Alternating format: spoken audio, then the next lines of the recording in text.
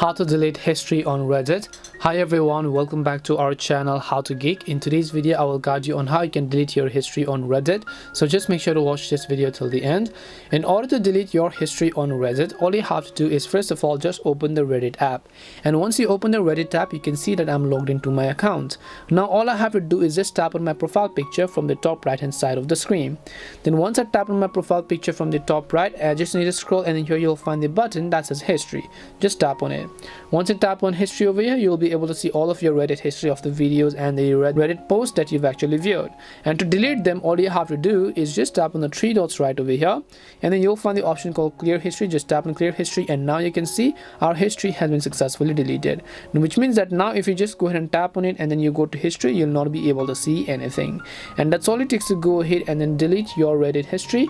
We hope the video was really helpful, and if it did help you, then make sure to leave a like and subscribe to the channel. If you have got any questions, feel free to leave them down. Thank you very much for watching, and see you in the next video.